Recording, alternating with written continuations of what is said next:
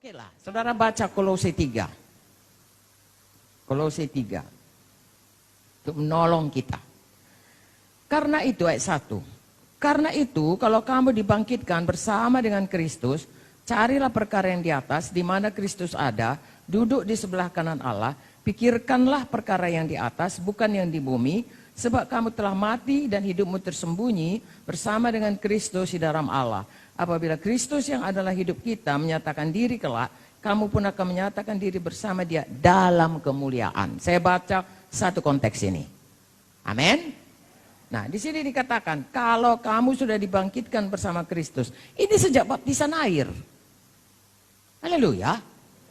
Dibangkitkan bersama Kristus kan pada waktu kita dibaptis, kita dikuburkan bersama Kristus, kemudian dibangkitkan bersama Kristus. Carilah perkara di atas, mulai dari kita lahir baru, dibaptiskan, selalu fokus sama Tuhan.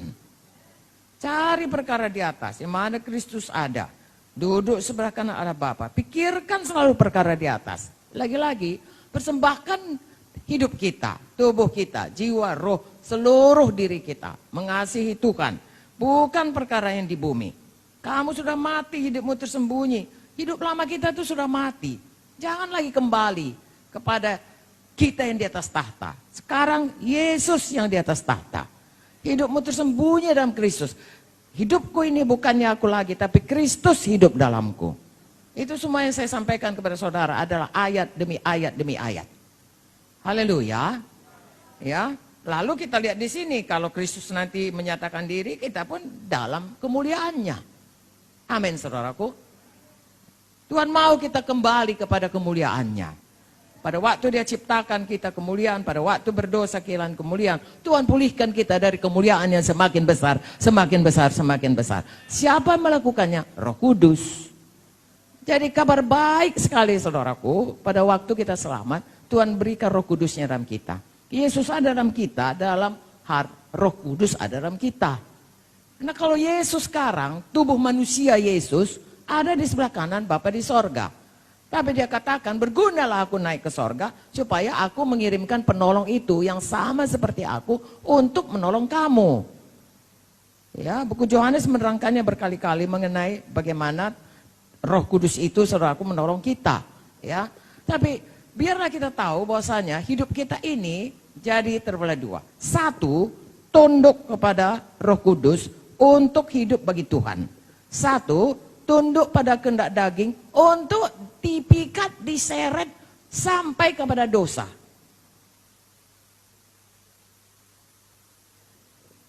Saya dan saudara ini peperangan seumur hidup. Bukan hanya jiwa baru saja. Sampai kita dipanggil Tuhan. Tetap saja ada pencobaan-pencobaan yang akan mau memikat dan menyeret kita. Sehingga kalau kita setuju, ya pencobaan itu dibuahi menjadi dosa, dosa itu berkembang terus. Kalau tidak dibunuh, digugurkan saudaraku, ya dengan kuasa Roh Kudus, matikan itu semuanya, saudaraku, dengan darah Yesus, dengan firman Tuhan, ya dengan iman yang teguh, dengan tindakan untuk bertobat sungguh-sungguh, saudaraku itu kan melahirkan dosa. Kalau Raja Daud pun saudaraku bisa kalah, enggaknya kita lebih hebat dari Raja Daud. Ya, semua hamba-hamba Tuhan yang dituliskan dalam Alkitab, ada semuanya, ada hal-hal yang membuat mereka itu bisa melanggar, dipikat, diseret itu. Itu dituliskan supaya kita belajar. Haleluya. Ya, Tuhan sangat baik saudaraku. Roma 8, kita baca lagi Roma 8. Sebenarnya mulai dari ayat 1 ya. Roma 6 kita bukan lagi hamba dosa, tapi sudah hamba kebenaran. Roma 7 bagaimana kita berjuang supaya kita mengerjakan apa yang kita mau karena Roh Kudus ada di dalam. Tetapi daging kita ini suka melakukan apa yang berlawanan dengan firman. Roma 8 saudara baca apa kepalanya? Hidup oleh roh. Ya, jadi di sini diterangkan hidup oleh roh. Paling tidak sampai ayat 17. Ya, sampai ayat terakhir ayat 39 kita lebih daripada orang yang menang. Haleluya. Dengan iman yang teguh. Haleluya saudaraku. Jadi Roma 8 hidup oleh roh. Saudara baca ya mulai dari ayat 1. Kita baca saja. Ayat 1. Demikianlah sekarang, tidak ada penghukuman bagi mereka yang ada dalam Kristus Yesus. Roh yang memberi hidup telah memerdekakan kamu dalam Kristus dari hukum dosa dan hukum maut. Sebab apa yang tidak mungkin dilakukan hukum Taurat karena tak berdaya oleh daging, telah dilakukan oleh Allah dengan jalan mengutus anaknya sendiri dalam daging yang serupa dengan daging yang dikuasai dosa karena dosa. Ia telah menjatuhkan hukuman atas dosa di dalam daging, supaya tuntutan hukum Taurat digenapi dalam kita, yang tidak hidup menurut daging, tapi menurut roh. Sebab mereka yang hidup menurut daging memikirkan hal-hal yang dari daging. Mereka hidup menurut roh memikirkan hal-hal yang dari roh. Karena keinginan daging adalah maut, tapi keinginan roh adalah hidup dan damai sejahtera. Sebab keinginan daging adalah perseteruan dengan Allah, karena ia tidak takluk kepada hukum Allah. Hal ini memang tidak mungkin baginya. Mereka yang hidup dalam daging tidak mungkin berkenan kepada Allah. Tapi kamu tidak hidup dalam daging, melainkan dalam roh. Jika memang roh Allah diam dalam kamu. Tetapi jika orang tidak memiliki roh Kristus, ia bukan milik Kristus. Tapi jika Kristus ada dalam kamu, maka tubuh memang mati karena dosa, tapi roh adalah kehidupan oleh karena kebenaran. Dan jika roh Dia yang telah membangkitkan Yesus dari antara orang mati, diam dalam kamu, maka Ia yang telah membangkitkan Kristus Yesus dari antara orang mati, akan menghidupkan juga tubuhmu yang fana itu oleh rohnya, yang diam dalam kamu. Jadi saudara-saudara, kita adalah orang yang berhutang, bukan kepada daging, supaya hidup menurut daging. Sebab jika kamu hidup menurut daging, kamu kan mati. Tapi jika oleh roh kamu matikan perbuatan-perbuatan tubuhmu, kamu kan hidup. Semua orang yang dipimpin roh Allah adalah anak Allah. Sebab kamu tidak menerima roh perbudakan yang membuat kamu menjadi takut lagi. Tapi kamu telah menerima roh yang menjadikan kamu anak Allah. Oleh roh itu kita berseru, ya Aba, ya Bapa. Roh itu bersaksi bersama-sama dengan roh kita, bahwa kita adalah anak-anak Allah. Dan jika kita adalah anak, maka kita juga adalah ahli waris. Maksudnya orang yang berhak menerima janji-janji Allah, yang akan menerimanya bersama-sama dengan Kristus. Yaitu jika kita menderita bersama-sama dengan Dia, supaya kita juga dipermuliakan bersama-sama dengan Dia. Saudaraku, kita menderita sekarang ini bukan oleh karena dosa lagi, tapi menderita karena kita mau hidup benar. Haleluya.